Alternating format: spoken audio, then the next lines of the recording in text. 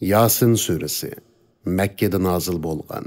Cemi 83 ayet. Nahayeti şefqatlik ve mihriban Allah'ın ismi bilen başlayman. Yasin. Hikmetlik Kur'an bilen qasam ki, ey Muhammed, şek şübisiz ki sen peygamberlerdinsen. Doğru yoldasan. Qur'an ata-bovaları agahlandırılmagan, yani ularga peygamber kelmegen, gapıl qalgan bir qavimni agahlandırışın üçün g'alib, nahayeti mehriban Allah tarafidan nazil qilingandir. Ularning ko'pchiligiga azab to'g'risidagi hukm haqiqatan tegishli bo'ldi. Shuning uchun ular iymon etmaydi. Biz haqiqatan ularning bo'yinlariga, ingaklarigacha taqoqlarni taqıdık. Shuning uchun ular haqqa boshlarini egalmaydi. Ularning oldida bir to'siq, keyinda bir to'siq qildik. Ularning ko'zlarini pardaladik. Shuning uchun ular iymonning yo'llari to'silib ketganligi uchun hech narsani ko'rolmaydi. Ularni agahlandıramsan, agahlandırmamsan, ularga baribir o'xshash, iymon etmaydi. Sen faqat Qur'onga agashgan, marhamatlik Allohni ko'rmay turib, qo'rqqan kishini agahlandıra olaysan. Ya'ni agahlandırishingning foydasi bo'ladi. Uningga Allohning uning gunohlarini mag'firat qildiganligi va esil savob, ya'ni jannat ata qildiganligi bilan xush xabar bergin. Biz şübhisizki ölüklerini tirildirmiz. Ularning dunyoda qilgan yaxshi yomon amallarni va ishlarini xotirlab qo'yamiz. Hamma shayini ro'shan daftarda, ya'ni Lavhul Mahfuzda to'liq xotirlab qo'yganmiz. Ularga, ya'ni kuffarlarga shahar, ya'ni Antakiya aholisini misol qilib keltirgin. O'z vaqtida ularga payg'ambarlar kelgan edi. Aynı zamanda ularga ikki payg'ambar avatdiq. Ular o ikki payg'ambarni inkor qildi. Uchinchi payg'ambarni avatish bilan ularga yordam qildik. Payg'ambarlar ularga biz haqiqatan Allohning sizlarga, ya'ni sizlarni hidoyat qilishga avatilgan elchilarimiz dedi. Ular sizlar faqat bizga o'xshash inson, mehribon Allah hech narsa nozil qilg'ini yo'q. Sizlar faqat yolg'onchisizlar dedi. Elçiler, Parvardigorimiz biladi ki, biz shak shubisiz sizlarga avatilgan elchilarmiz. Bizning mas'uliyatimiz faqat ro'shan dalillar bilan tushunishli qilib tabliq qilishdir, dedi. Ular elchilarga, biz sizlardan shum pal oldik. Agar sizlar da'vatinglarni to'xtatmasanglar, sizlarni cho'qim toshkesak qilib o'ldiramiz va bizning qattiq jazoyimizga uchraysizlar, dedi. Elchilar, kufringlar sababidan shumliqinglar o'zinglar bilan billidir. Sizlarga vaz nasiyat qilinsa shumpal olamsizlar. Hargiz undaq emas. Ya'ni ish sizlar gumon qilgandek emas. Sizlar Allohga sherik keltirish bilan haddidan oshquchi qavmsizlar, dedi. Shaharning jiroq joyidan bir kishi, ya'ni Habib Najar yugurib kelib aytdi: "Ey qavmim, payg'ambarlarga agishinglar. To'g'ri yo'lda bo'lgan, iymonga da'vat qilganligiga sizlardan haq so'ramaydigan kishilarga agishinglar. Men nemishqa meni yaratgan va sizlar o'lgandan keyin dargohiga qaytadigan Allohga ibodat qilmay. Men Allohdan g'ayrini iloh qilib oldigan bo'lsam, agar mehribon Allah menga biror ziyon zahmat yetkazmoqchi bo'lsa, ularning shafoati mendan hech narsani dafi qila olmaydi hamda meni qutqiza olmaydi. Agar undaq bo'lsa, ya'ni Allohdan g'ayrini iloh qilib oldigan bo'lsam, men haqiqatan o'p-o'chiq gumrohlikda bo'laman. Men haqiqatan sizlarni yaratgan Parvardigoringlarga iymon etdim. İmanımga quloq selinglar va uningga guvoh bo'linglar." Qavmi uni o'ltirayotgandan keyin uningga jannatga kirgin deyildi. O Kaşki qavmim Parvardigorimning menga mag'firat qilganligini va meni hurmatliklardan qilganligini bilsa edi, dedi. Uningdan keyin uning qavmini jazolash uchun osmondan qo'shin, ya'ni farishtalar tushirmadik. Her qavmni halok qilish uchun farishtalarni tushiraverguchi bo'lmadik. Faqat bir ovoz bilanla birdinla ular qetib qoldi. Allohning oyatlarini inkor qilg'uchi bandalarga afsuski, ularga biror payg'ambar kelsila uni masxara qilishdi. Ular, ya'ni Makka aholisi ulardan ilgari o'tgan nurg'un ummatlarni halok qilganligimizni bilmamdi. Ular bularning yeniga, ya'ni dunyoga abadiy qaytmaydi. Ularning hammasi qiyomat kuni hisob berish uchun huzurimizga hozir qilindi. Ülük, ya'ni qurg'oq zaminni yomg'ir bilan tirildirib, uningdan ular yeydigan ochliqni o'stirganligimiz ularga Allohning kamoli qudratini ko'rsatadigan alomatdir. Biz zaminda nurg'ungan xurmo bog'larini, uzum bog'larini barpo qildik. Shu zaminda buloqlarni eqitdik. Ular uning, ya'ni bog'larning mevasini yesin. Bu mevalarni ularning qo'llari yaratgan emas. Ular Allah'ның nimetleriga şükür qilmamdı. Allah bütün ayıp noksanlardan paktır. O bütün şeylerni cüp yarattı. Zimindən ünüp çıqıdığan nərslərinin, ularının özlərinin və ular bilməydiğan nərslər, yani acayip məxluqatlarının həmmisinin cüptü var. Ularga Allah'ның qudretini ko'rsatadigan bir alamet keçidin ibaret ki, onundan kündüzni ayırıp etimizde, ya'ni kunduzning nurini yo'q qilib etimizda ular shu aman qorong'uda qoladi. Kun belgilangan joyiga qarab sayr qiladi. Bu g'olib hammani bilguchi Allohning oldin ola belgilagan ishidir. Oyga sayr qiladigan manzillarni belgiladik.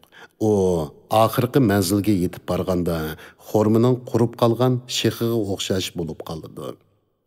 Kunning oyga yetib olishi, ya'ni ikkisining jam bo'lib qolishi, kechining kunduzdan eshib ketishi, ya'ni vaqti kelmasdan kunduzning o'rnini elishi mumkin emas. Har biri palakda uzib turadi. Ularga bizning kamoliy qudratimizni ko'rsatadigan alomat shuki, biz ularning urug' avlodini yuklar bilan to'shqizilgan kemasiga tushirdik. Biz ular uchun shu kemiga o'xshash ular tushadigan narsalarni yaratdik. Agar biz xohlasak ularni g'arq qilib etamiz. Ularga yordam berguchimi bo'lmaydi va ularni qutuldirguchimi bo'lmaydi. Faqat biz rahim qilganligimiz va ularni muayyan muddatgacha hayotdan bahramand qiladiganligimiz uchun ular qutuldirildi.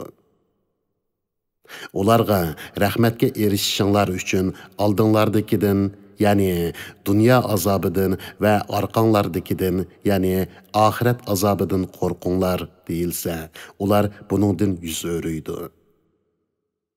Parvardigorning payg'ambarning rostligini isbotlaydigan oyatlardan bir oyat kelsila, ular buningdan yuz o'riydi.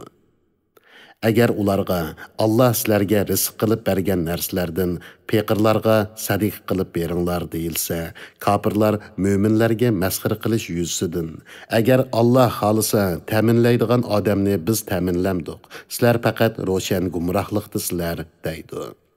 Ular, agar rostchil bo'lsanglar, bu va'da qachon ishga oshidi deydi. Ular faqat bir ovozni, ya'ni Isrofil alayhissalomning birinchi qatimliq chalgan surinni kutidi. Ular dunyoda savdo setiq va shuningga o'xshash ishlar ustida janjallashib turgan holatlarida u ovoz ularni halok qiladi. Ular bir-biriga vasiyat qoldirishqimi, oilasiga qaytishqimi qodir bo'lolmaydi. İkinci qatimliq sur chilingan aman, ular qabrlaridan chiqib Parvardigori tarafga yugurdi. Ular, voy isit, bizni uxlayotgan yerimizdan, ya'ni qabrimizdan kim uyg'otdi deydi. Chunki ular ikki sur orasida uyquda bo'lib azobdan xoli bo'ldi. Farishtalar ya mo'minlar uningga javoban, mehribon Allohning va'da qilgani mushu kun, payg'ambarlar rost aytgan deydi. Faqat bir ovoz bilanla ularning hammasi huzurimizga hozir qilinadi. U kunda hech bir insonga qilchi zulm qilinmaydi. Sizlarga faqat qilmishinglarga yarasha jazo berildi. Şübhəsizki, o gündə cənnət əhliləri nimət içididir. Ular və ularning cübdələri cənnətlərinin sayıları astida taxtlarga yüləngan holda turadi. Ular üçün cənnətdə türlük meyvələr var. Ular üçün cənnətdə ularning ko'ngli tartgan narsalar bo'ladi. Mehribon Parvardigori tarafidan ularga salom deyiladi. Gunohkorlarga, ey gunohkorlar, bugun bir tarafga ayrilinglar deyiladi.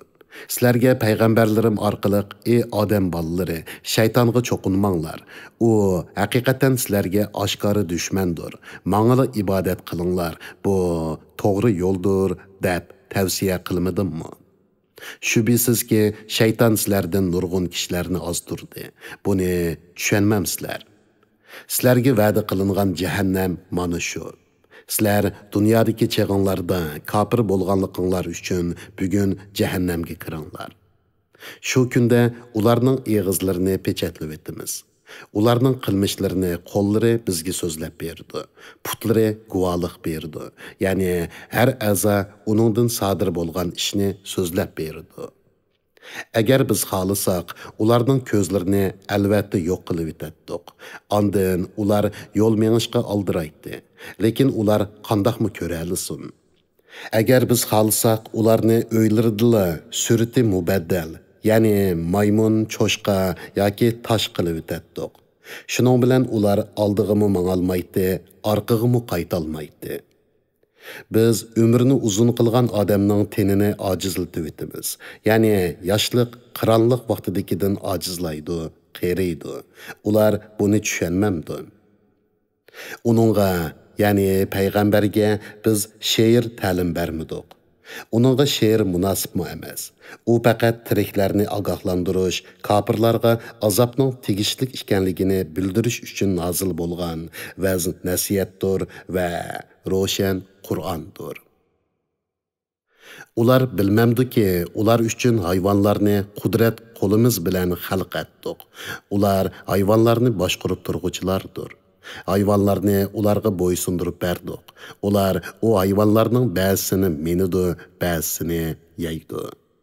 Ular shu hayvonlardan foydalandi va sutlarini ichidi. Ular Parvardigorining bu ne'matlarga shukr qilmamdi. Ular yordamga erishishni umid qilib, Allohni qo'yib boshqa ma'budlarni iloh qilib oldi. O ma'budlar ularga yordam bera olmaydi. Bular shu ma'budlar uchun, ya'ni ularning xizmati uchun hozirlangan qo'shindir. Ey Muhammad, ular, ya'ni mushriklarning so'zi, ya'ni seni inkor qilganligi seni g'amkin qilmasin. Biz haqiqatan ularning dillardikini va oshkora qilgan so'z va harakatlarini bilib turamiz. İnsan bilmamdiki, biz haqiqatan uni obiy ma'nidan yaratdik. Endi u Parvardigorga oshkora xusumatchi bo'lib qoldi.